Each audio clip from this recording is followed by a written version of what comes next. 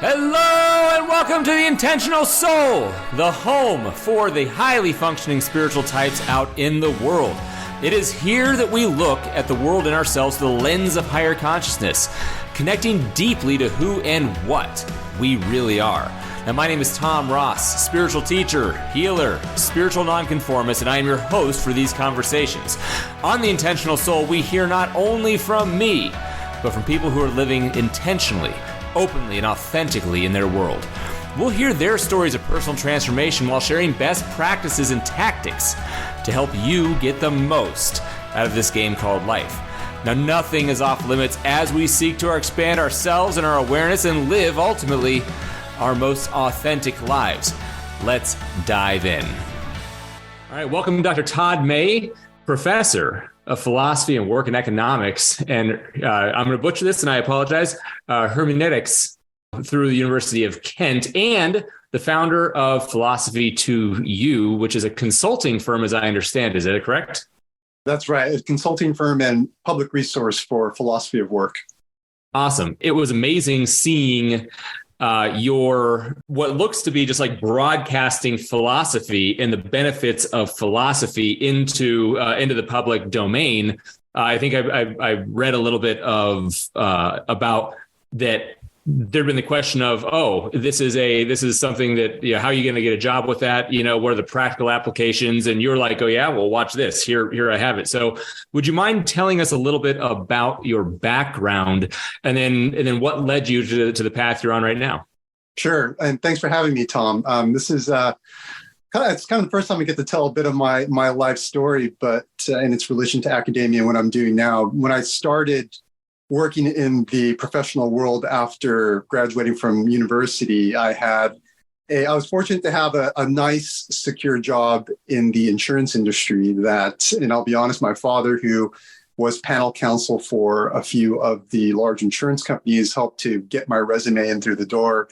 And it's way before, obviously, the time where you had AI scanning resumes to find clients and make short lists. But I ended up working for a very well-known, very prominent insurance company and was a claims adjuster.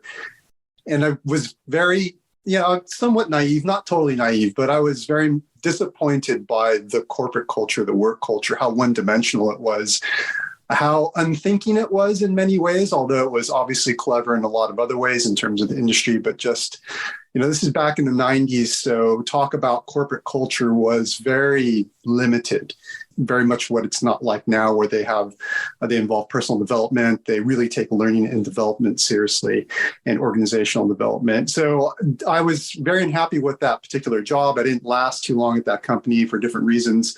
I ended up leaving after a year. And I sort of made this promise to myself that if I ever go back into academia to do a higher degree like a PhD, I'm going to look specifically at the philosophy of work, in particular, an aspect of the philosophy of work called meaningful work. And as I'm kind of ambitious as an academic or, as a student, I was always a bit of a maverick in many ways. And I thought I'm going to find a philosophical solution to making work meaningful. And so my background, my approach into when I did return to do a PhD a couple years later, I was drawing a lot on existentialism. So a lot of German and French philosophy, and hermeneutics fits right within that kind of sphere of philosophy, since a lot of the hermeneutic philosophers had a direct influence from German philosophers like Martin Heidegger. And so I was building up kind of, for lack of a better term, a humanistic way of approaching work that brings the person back into the concern of what it means to work. And I was very successful in academia for, I think it was almost 20 years as an associate professor at the University of Kent. Or I ended my career at the University of Kent. I decided that I was doing a little bit of small consultation on the side. So there was a department at the University of Kent that engaged in outreach with different businesses within the community, and I was invited to give a couple talks. And then I had a friend who was starting a new company and wanted to get me involved in the side of development of the corporate culture. So I had a lot of opportunity to engage with the consultation side of things. And when the pandemic arose, my wife and I decided to return to the United States to be closer to family, and we decided to both start our own businesses based upon our academic research. And so that's when I founded Philosophy to You, which began as more or less a public source for philosophical discussion. And then as things started to develop, and I noticed that the articles or blogs and the videos on meaningful work were getting more coverage in search engine optimization, I decided to refocus philosophy to solely on the question of meaningful work as it is involved in a meaningful life. And so that's where I am now as a consultant working in various capacities and with that kind of aim in mind. So what does meaningful work mean to you? And I know you talked about there were, German philosophers and existentialism. I'm assuming that has informed your perspective on it. But like, if you were going to boil it all down in nutshell to people who don't have an extensive background in philosophy, what does meaningful work mean to you? What did you experience as its absence? And then what are you committed to here now? I'm very much committed to the idea of improving capabilities, and this comes from a different aspect of philosophy related to existentialism, but it's called the capabilities approach, and it has a background in ancient Greek philosophy, and it's very simple. It's sort of identifying the core or key capabilities that we all use in our daily lives, and this will depend, and so it'll depend upon the culture you're in, the history you're in, and so there's no hard defined list of what capabilities are, what matter. So it's something that you have to figure out for yourself, what matters to you, what capabilities matter to you. And I'll give you an example of that in a second. But it's sort of my approach to meaningful work is quite simple. It's work should be making us more capable people, not more capable employees, but more capable people. And the idea is that if a business can refocus itself and looking at capabilities in this broad sense, then they're going to help people develop. And there's going to be all these knock-on effects, which I know businesses want to hear contributes to the bottom line. They'll be happier employees, which means they'll be more productive. And I recognize that, and I think that's very important because obviously that's what executives and HR managers want to hear. But my own philosophical approach is we have to flip the way we're thinking. We have to think about work because we spend so much of our lives working as a place where we can cultivate ourselves. And we're doing a disservice not only to ourselves, to the business, but to our whole, lack of a better term, human civilization, if we're treating ourselves simply as a means to an end within a limited way of thinking of business profit. So making us more capable people. An example of that, my favorite example of that is the capacity to imagine. And this is not something that a lot of philosophers will spend time on because they think the imagination is something that's it's not grounded in reality. It's prone to flights of fancy and can even become pathological if we totally dissociate ourselves from reality. But the capacity to imagine is really important, and you can see its effects in terms of what another philosopher calls the moral imagination. And the moral imagination is simply the ability to imagine yourself in a different situation. And if you don't have that ability to do that, it's going to be very difficult for you to relate to other people, to other cultures, to be empathetic or sympathetic to other people that with whom you're not familiar. But there's also something that's more grounded in the individual, him or herself. And that has to do with the way you can imagine yourself in a better position than where you are right now. So if you lack that ability to imagine yourself as something like a doctor or a lawyer or whatever it might be, and you don't have the resource to do that, you're just going to remain stuck in this kind of niche. And having spent a lot of time in Britain, I think one of the things that really hit me being an outsider as an American was seeing the way in which the social class or caste system works very differently there. And you do meet people who very much feel they're part of a certain social class and they cannot get outside of that. So in America, if you have a lot of money, you can be very mobile. But in Britain, if you're a working class person, and even if you make a lot of money or are very rich, you can still be identified as working class in terms of the social caste you're from. And it goes to everything with how you eat, how you speak, the words you use, and things like that. So if in that kind of situation, if you don't have the capacity to imagine yourself differently, then you're really going to suffer as a result of that. So if we can identify the ways we can develop capabilities at a workplace or within an organization, we're not only helping the business, but we're helping ourselves be better at being people and living, as philosophers would like to say, living a flourishing life. Got it. And so when you talk about like becoming capable people through work, it seems to be a different paradigm. There's one school of thought that says I work so that I can then live. And then is this actually kind of like turning that on its head? And it's like, I'm actually incorporating what I am into my work so that I can grow holistically as a human. Is it kind of mashing those two things up versus keeping them separate? That's right. And it's very idealistic. And I by no means want the idea of making work a component of the flourishing life to be just sort of quickly conflated or reduced in such a way that we just see work like that. And then we tell ourselves, well, we got to work because we believe that's part of flourishing life. I think that's the ideal to work for. And I think we're very far from it. But, and so what that ideal means is we become very critical and creative about how we're looking at our current states of work. And historically, well, there's a longer story about this in the history of philosophy, but and I'll just mention this, although I take a lot from ancient Greek philosophy, in particular Aristotle, the one limitation of Aristotle has to do with the way he had very hard boundaries between work and leisure. And leisure was the domain of the aristocrat, basically, within ancient Athens, who had the time and the financial wherewithal to reflect upon things, to do mathematics, to do philosophy, to participate in the public space of the polis in order to be political, as it were. Whereas they had, as an aristocrat, they would have people doing the work for them. So there was very much this slave society that enabled them to do this. So I think basically what I'm doing is I'm revising Aristotelian basic components of Aristotle to say, look, we can recover work. There's nothing bad about work as long as we can elevate work in such a way that it helps us to develop as more capable people. But if we can't do that with work, then there's always going to be this schism between what I want to do in life and what I have to do in work. And I think that schism's been plaguing us ever since, well, in the West, ever since we've been human, as it were. Okay, maybe not necessarily the case. There are some, I should correct myself, because there are some interesting counterexamples to that narrative or story I just told, where particularly in the Middle Ages, you find examples of people who are living they're living in a way where they're not beholden to the kind of work schedule or demands of work, or working hard in the way that we are today. I'm fascinated because I think Middle Ages, and I think immediately, to your point on European, I wonder how much of that social caste system is kind of essentially an evolutionary byproduct of Middle Age serfdom, and aristocracy and royalty and et cetera, et cetera.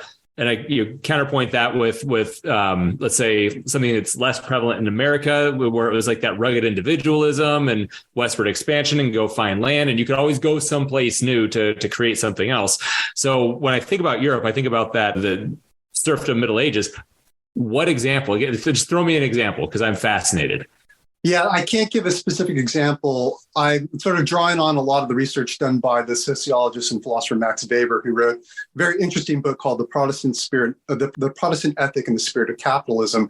And in a nutshell, what Weber tries to demonstrate is the idea that our notion of hard work is good in and of itself comes from the Protestant version or way of thinking about work. And I won't go into the history of religious thought that's behind this. But what Weber notes in making this argument is that prior to that moment in the history of philosophy, or the history of thought, as it were, you get examples of people not necessarily, they may be serfs, there may be all that bad stuff about the social caste system, but you will get instances within that social caste system where there's not this idea that you should always be working, that work in and of itself, if you apply yourself, is a kind of a valorous effort. It's going to valorize your existence in some way. And so Weber's saying it's not till after the likes of Martin Luther and John Calvin, the two prominent theologians of the Protestant Reformation, that you really get this idea that if you work hard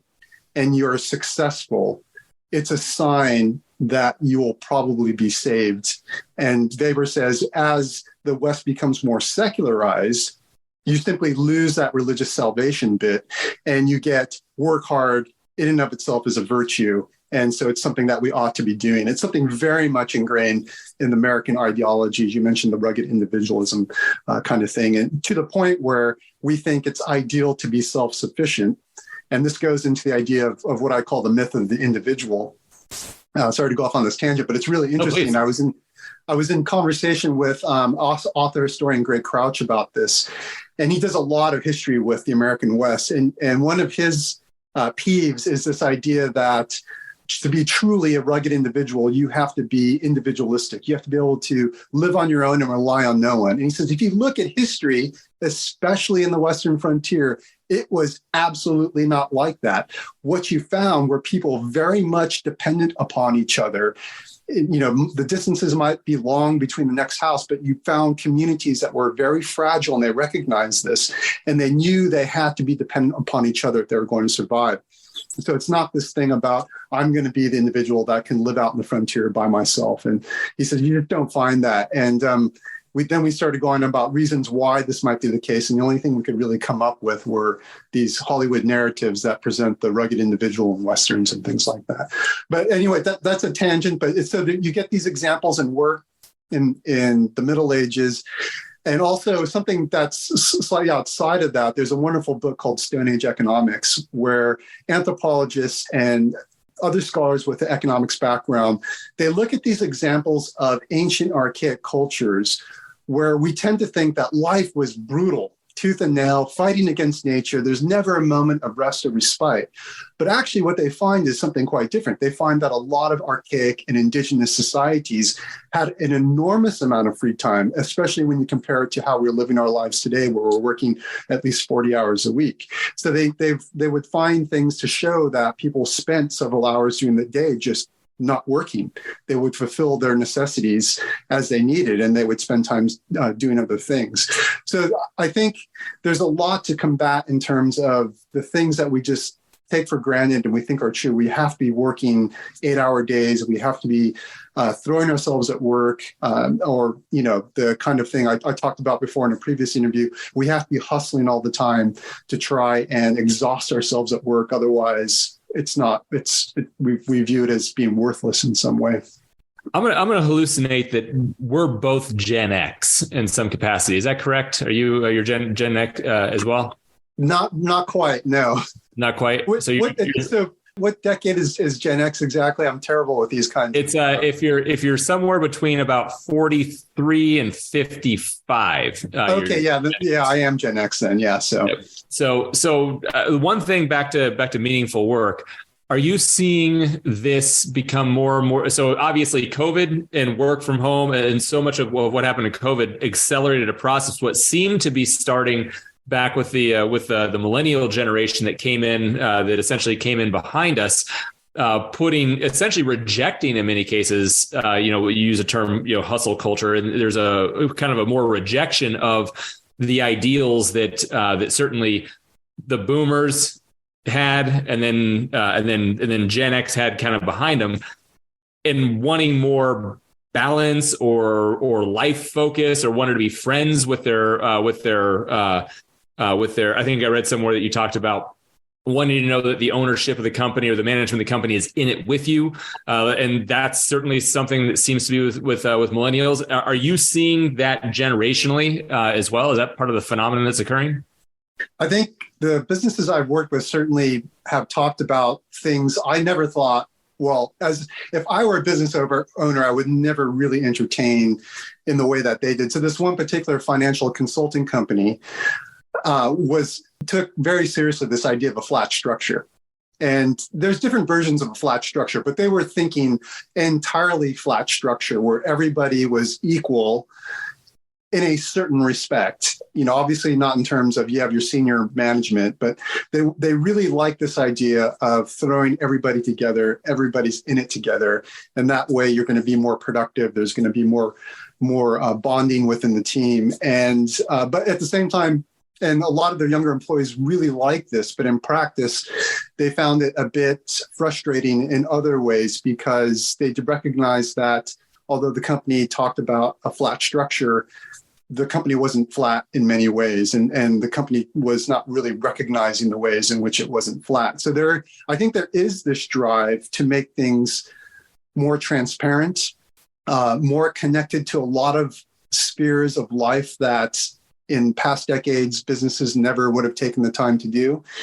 I worry, and I don't have any hard research on this. I just hear this anecdotally from other business owners, but they seem to find that with a lot of the younger generation, they're much more prone to quit more easily at their jobs. And again, I've just heard this so time and time again. I don't know if it's just a repeated idea I hear from different individuals, but if that in fact is true, what we're seeing is kind of a knee-jerk reaction to the kinds of ideas that we would have grown up with, and certainly the baby boomers, where you're just expected to find work and pretty much stay in that role for most of your life. Whereas now I think there's a lot of dissatisfaction of trying to find a kind of job or role that fits you. And if it doesn't meet the criteria of what it means to be satisfied, then the younger generation just kind of up and leave.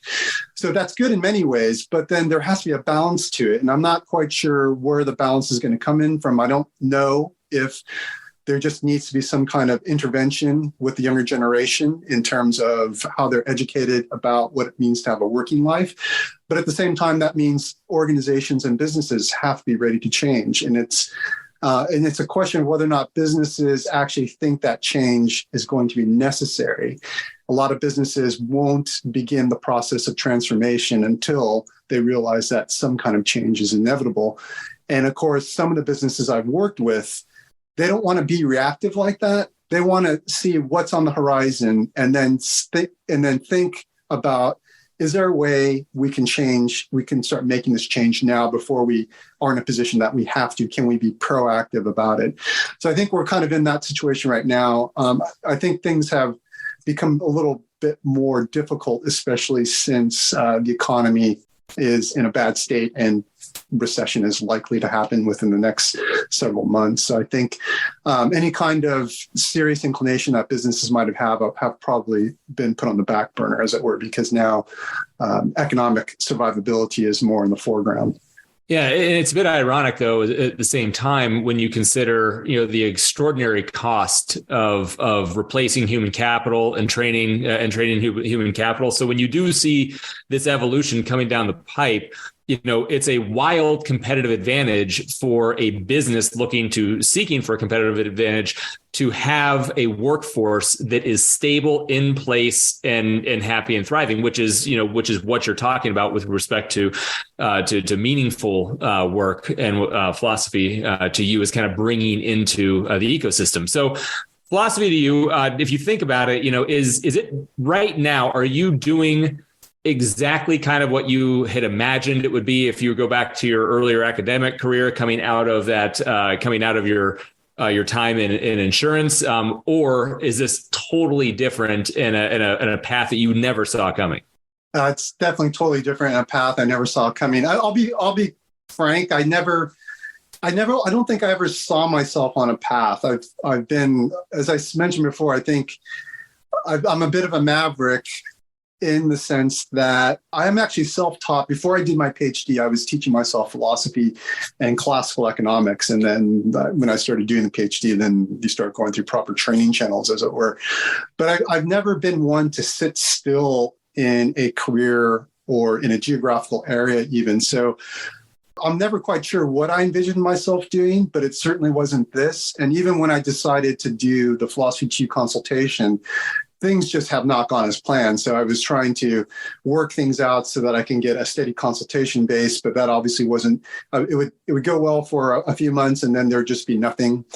And then luckily I started doing consulting work for my friend's business on blockchain startups. And that was going well for several months. And now with the economy, then you get projects just don't come down the pipeline as much as they were prior to the economic turmoil that started in 2022. So it's not something I've envisioned. I've definitely had to be flexible about it. And the other thing I lack in terms of a characteristic or a capability is patience.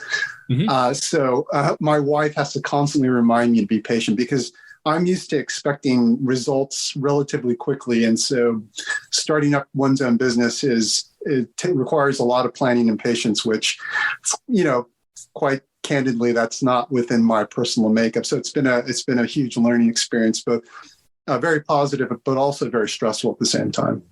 Yeah, there's kind of a component of faith to it, right? I mean, I know that I am putting in the work. There are inputs that are going in, and at some point in time, there's going to be these seeds that are being sown are going to start sprouting. The network of conversations grows enough to be able to essentially produce a result. For somebody with say an academic background, I can go and I can read, digest, interpret, and then conceive of and then produce something. That's all like tangible, right? And that the process of creating that business requires a degree of faith and certainly courage. And so you're right now, I mean, in that space of both, right? Where you get to apply courage and faith. Sounds like your wife is an incredible support structure for you. Have you been a lone wolf in your development? You mentioned you're kind of a bit of a maverick, or do you tap into support groups, or is it just your wife? Like, what does that look like for you? Yeah, so there's a great. I was talking to my colleague Sebastian Purcell, and he's the one that has the blockchain startup firm. He's an amazing person. So he's a fellow academic like me. He's an associate professor of philosophy, but he's also a hedge fund manager. And so he's taken a break from academia to set up and run this hedge fund. And I had no idea he had this financial side to him. But anyway, the one area that he does for his academic specialization is Aztec philosophy. And he's coming out with 2 books on that. But we were talking about, so what are some of the ethical components of Aztec philosophy? And he finds it very difficult to describe it to people who aren't familiar with it. So in my case, since I wasn't familiar with Aztec philosophy, we began with ancient Greek philosophy, since that's one of my specializations. And so we started laying out some of the similarities between those two. But one of the things that stood out from that discussion was there is this Aztec idea that part of the good life, a flourishing life, is to surround oneself with good people. And it seems like a truism. But when he said it, I thought it's actually very difficult to surround yourself with good people, because then you have to have a whole process of sorting out, what does it mean to be a good person? Is there just one type of good person, or, how open are the criteria that you apply? And I think a lot of times we find good people by accident. And I think if you deliberately look for good people, then I think that, at least for me, that would kind of muck things up a bit. But what I've always found is if you take an interest in a particular activity in life, you tend to start to find the people that you trust in relation to that activity. So for me, what's always been integral to my life is kind of outdoors. I know you like hiking, and you're in Arizona, so you probably feel this quite a bit when you're outdoors. You can do certain things and you start to gravitate around certain people, and you get to know some people that you don't want to be a part of when you're doing that outdoor activity, and other people that think, well, this is actually a really good group.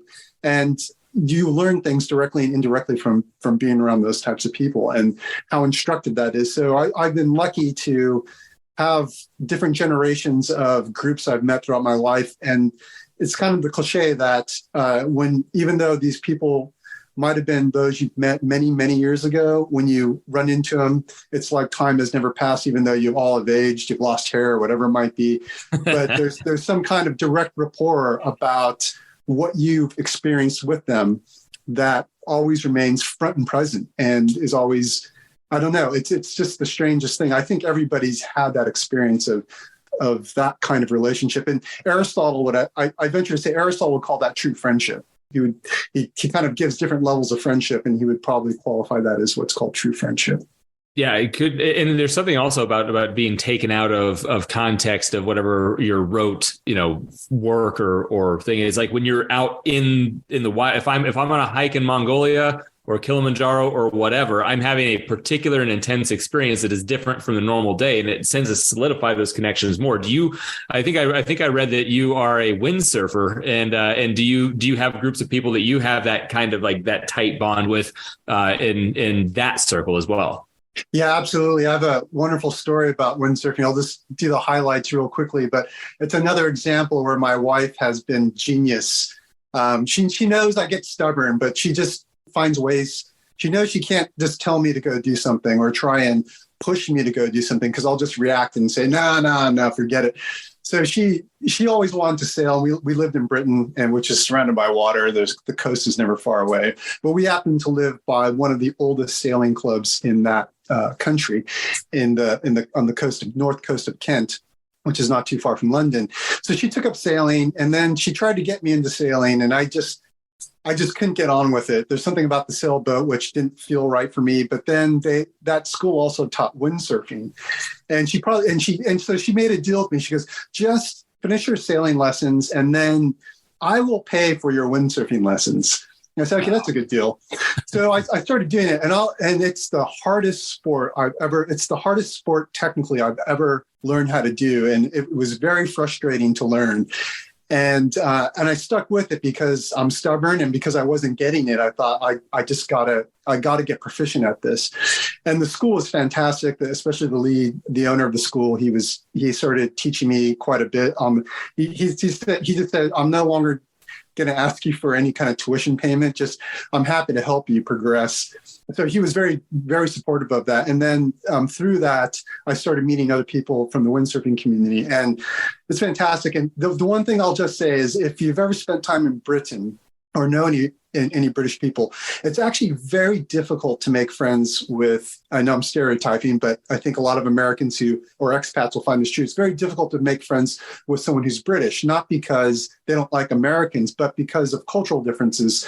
So Americans just tend to be, yeah, we'll make friends right away and everything will be nice. In British culture, you have to sort of weather a certain amount of experience with the other person before they start welcoming you as a friend. And there was one moment where I was with a group of windsurfers, and we got done windsurfing, and it was such a great session. And one of the guys that I was friendly with, but I just never thought we'll ever be friends. He just came up and gave me a hug and just said, "That was fantastic." And I thought, that's something an American might do, but not a Brit. But so it was at that point that things opened up. And ever since that moment, it was just, I've been a part of that group. Even though I'm in the US now, I still remain in contact with them, and we still talk about maybe arranging a trip at some point, going windsurfing together. But we've had a lot of excursions together, and they've been great in so many ways. And the one joke they'd always have with me is that whenever we'd go somewhere to windsurf that was outside our local spot, whether it was in the Mediterranean or some other part of Britain, the joke was, if Todd's with you, one of two things is going to happen. There'll be no wind, or Todd's going to injure himself. So the first thing to do is find out where the nearest hospital is. And almost every trip I've been with them, I've ended up hurting myself seriously where I'd have to go to the hospital. So no way. But it's great. They're fantastic. And I have a group here that I don't windsurf as much as I used to, but they're a fantastic group. And one of the guys who runs a windsurfing shop in San Francisco, he was very friendly and sort of introducing me to other people. And he's a fantastic windsurfer. And whenever I see him at certain venues to windsurf, he's always friendly and telling me local knowledge about the way things work, because the currents and tides in the Bay Area of San Francisco are pretty insane. They're so strong. So yeah, it's a great group and wonderful to be a part of. That's awesome. If you were going to make something up and think about what you've learned about yourself and what you've learned in windsurfing, how is it applying over into philosophy to you in this direction that you're pushing into consultatively, taking your life, that passion? What lessons poured over? Yeah, I think, I'm hoping this is the case. The two are very different kinds of work for me, if I can put it that way. And I think if anything, it reveals a kind of discordance in my personality.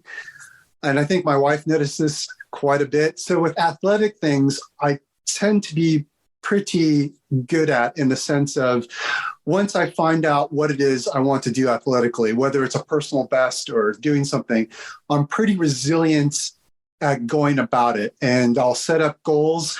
I'll set up a strategy to get there. And usually windsurfing is a bit difficult because I have a whole list of tricks I want to be able to do. And I told myself, once I get these 3 tricks, that's it, I'm done. This is fantastic. I've had the trifecta. But of course, the joke is, once you get those 3 tricks, you just start thinking about other tricks you want to do. And so, but it's always kind of an invigorating relationship with sports for me. Whereas with philosophy to you, it's a different mix of being a former academic, as you mentioned, it's sort of, I know what to expect. I got to go teach. I got to go publish. It's a defined world. And then I'm trying to bring all this thought and research into the consultation sphere in my own business, and where I just, everything's new to me and I'm learning things every day. And I'm finding it very difficult to find out the path forward. And so I think what I've learned about myself is I have to try and find a way to bring what I've learned in athletics as a practice within doing and running my own business. Because in academic, it was kind of easy. I just knew what to do and I could just sit down and do it. I can make a list of things, whereas with your own business and consultation, it's very difficult to know the way forward. And you talk about support groups. So luckily I have a couple friends who are career coaches, and talking to them, and, they got me to tell a story about what I'm doing. And they say, well, it sounds like what you're doing is your business is kind of like a train ride where you have all these things that entice the people to get onto the train. But then when they get to the destination, nothing's there.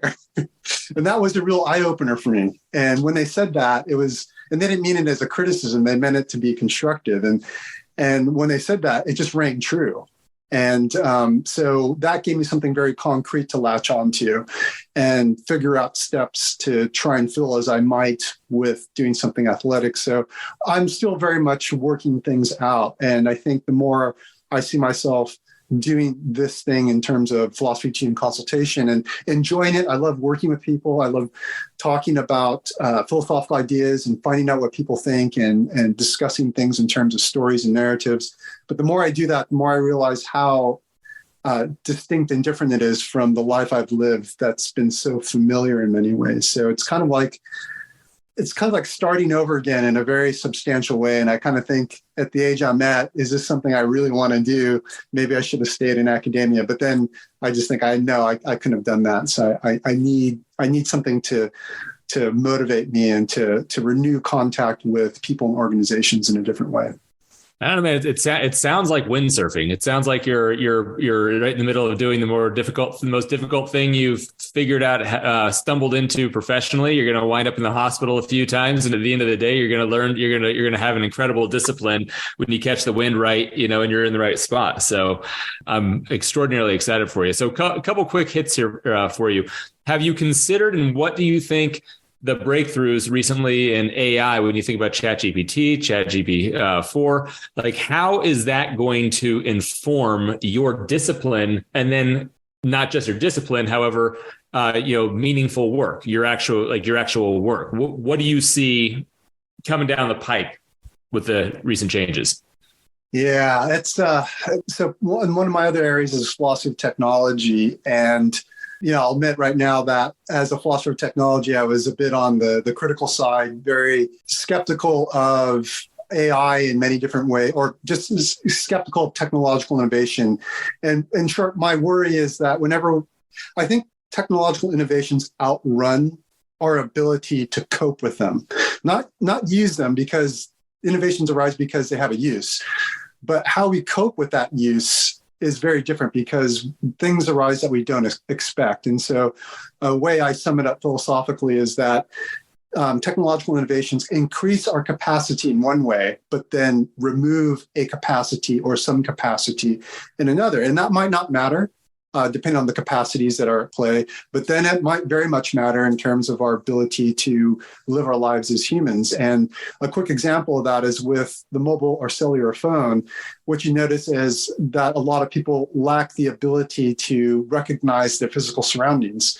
And this can be anything from texting while driving, which is an oblivion to physical surroundings, or when you're walking with somebody and you're enjoying the conversation as you're walking, and then the other person's phone rings, or they get a text notification, and they actually break the conversation, or they break the immediate physical space in order to answer the phone, as if that has more importance. So it's a kind of a weird change in behavior and habits, familiarity, and expectations of what people might do.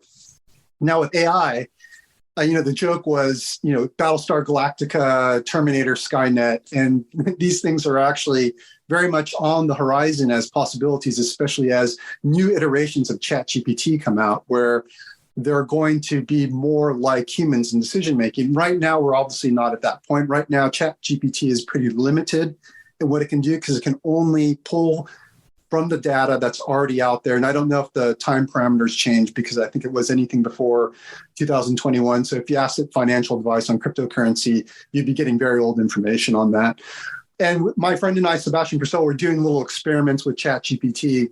And one was, the one that he did was great. So he asked, what is, I forgot what it was. What is this philosophical concept X? And ChatGPT would do a pretty good job of explaining what it was.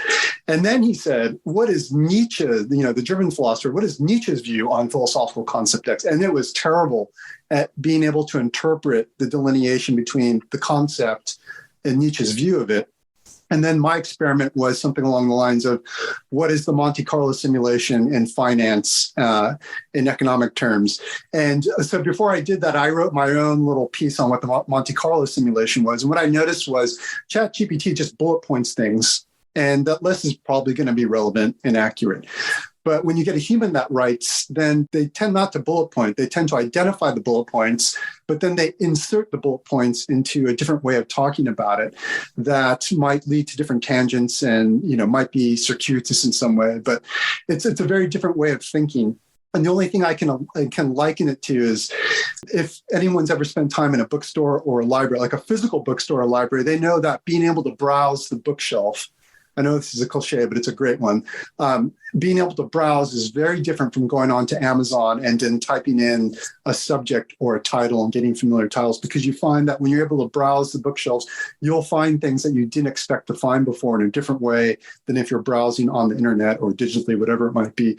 And you can sit there, and it's just a little bit easier to open a book and just start thumbing through it and finding things in that kind of participatory way that is tactile and engaged, in a way, at least for me, that doing something digitally, searching a PDF version of the book is not.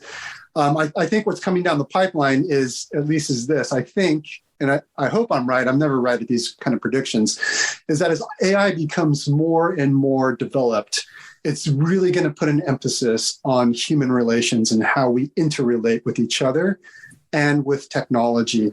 So AI might displace a certain kind of job, like coders are very much at risk because ChatGPT is excellent at duplicating code, but it's going to be terrible at trying to interface, if I could use that ugly term, with humans. And it's going to be terrible at trying to understand what are genuine human concerns and addressing those. But who knows? With technology, anything is possible. In terms of my own work, if that's the case, then there's more of a place for people like me who do soft consultation on things that relate to human value as they're involved in our daily lives and practices.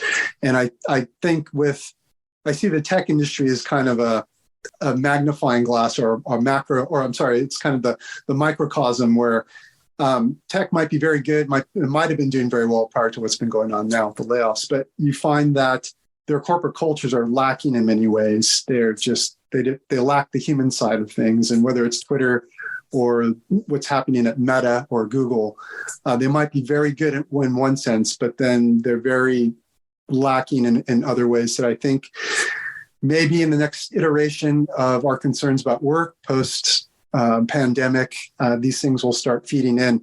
One last thought on this is, in conversation with my colleague Sebastian Purcell, we very much believe that a lot of the data that we're used to playing on, especially economic data and expectations, it's changed a lot because of the pandemic, because the kinds of things we expect now just aren't happening. The kinds of patterns we're expecting aren't just happening. And it's not just the pandemic, but of course with climate change, we just don't know what to expect anymore. So that uncertainty is very challenging, and it might be good in a way that it allows us, if we're brave or courageous, to really change the way in which we've been doing things so that they can address a fuller range of needs. Awesome. So one last question for you, back to the topic of meaningfulness and meaningful work. If you're going to share something with someone listening, longing essentially to take a risk of some kind, to be more of who they are, but they're afraid, and this all exists in the realm of like deriving meaning from what they're doing, like what would you tell them? Yeah, that's a great question. So there's two things, and I'd like to go back to the find good people, because once you find good people, and the only way you're going to find good people is if you put yourself out there and do different things. Then you get to see exemplars in many ways, or you get to see qualities that you can, at the very least, if there are qualities you like in that person, there are qualities you can try and imitate. Just as, every now and then, it's so prominent in sports. So if you're not quite good at doing something, but you meet someone who's good at doing something that you want to be good at, you just go out with them. In windsurfing, some of the best instruction is when you get someone who's really motivated and good, and then they know you're working on something, and then it's windy, you're going out, and they look at you and they say, "Follow me." And when they say "follow me," it means they're going to take you out. They know the trick that you want to do. They're going to do it so you can see it. And then that's going to get your moxie up. And then they're going to get you to do it. So there's a great move called the forward loop. It's basically a forward flip. You get at speed, you get height, and then you do a full forward flip rotation with your windsurfing kit and all that kind of thing. And it's technically not hard to do as other tricks, but in terms of getting the courage to do it. So imagine you're going 25 miles an hour. You got to go up and throw yourself forward and do a full rotation. So there's a great example of, there's a great instructor named Pit Pardo who he basically, I told him I want to learn how to forward loop. And he used to spend his time in Greece as an instructor, and he would come back to Whitstable where I was living because he was raised there. And he was just sitting on the beach one day. He goes, "Looks like the wind's up. Let's rig and we'll get you to do a forward loop." And I said, "Okay." So we're doing all this tutorial on land. And then anyway, so it wasn't even that windy, but then he was doing these crazy maneuvers, and that just watching that made you realize you can do things differently. So surrounding yourself with good people provides just a limitless amount of capacity. It's that capacity to imagine that I talked about. When you see someone do it, it really expands what you think you can do. And the other thing that I've realized as I'm getting older is what's a good complement to that is knowing yourself and your limitations well. And because once you realize what your limitations are and you tell yourself what your limitations are, you know what you're up against when you are hesitant to take that leap of faith. Because why someone is hesitant will not be the same reason why another person is hesitant. So with me, it's going to be very much the problem of maybe a lot of people feel this, not wanting to seem to be failing publicly in a way that I'd rather be failing privately. But then you meet, I had a great conversation with venture capitalist named Arvind Gupta, and he was telling me his life story about all these failures he had in the public eye and how he learned from that. And he wouldn't have gotten to where he was or where he is now because of those kinds of things that he did. So knowing your limitations helps you to, I guess, make more of a strategy of how to go about meeting the risks that you wish you could take. It's not just belief in yourself, but knowing your limitations when you believe yourself. I'm not putting that very well, but I think in my head I had a better version of that. If I want to, I'm going to try to parse it real fast, and you tell me if I'm identifying the thing. So when you're saying limitation, are you referring to a limitation, i.e., I have one arm and I want to hit a two-handed backhand is not in my is not in the realm of physical possibility? Or are we talking about limiting belief structures and I know my weakness is I need to look good. I don't want to fail. I don't want to be perceived as wrong. And therefore, because that's operating, I have particular things that I'm less willing to do from a risk standpoint. Now I need to essentially solve for that. So are we talking about limitation or like true limitation? Or are we talking about more like what you're able to or willing to do based on a set of beliefs? Very much the latter. So limitations with respect to sets of belief, you put that very well. So I think if you can realize what those are, it'll change the way in which you can understand how to take that leap of faith, as it were, how to put yourself out there and go about doing it. And then it points right back to what you said earlier, which is like surround yourself with amazing people, right? Because if I know these things about myself, then I'm finding my mentors, the people that are going to show me how to do that front flip, and I'm surrounding myself by my crew, that is going to push me to do the things that I'm able to do, or cover for me in the event that it's just not in my bag. Then that goes back to that point you made earlier. So that's absolutely fantastic. Todd, I appreciate so much the time. Any parting fast thought for anything that we didn't touch on that you wanted to hit?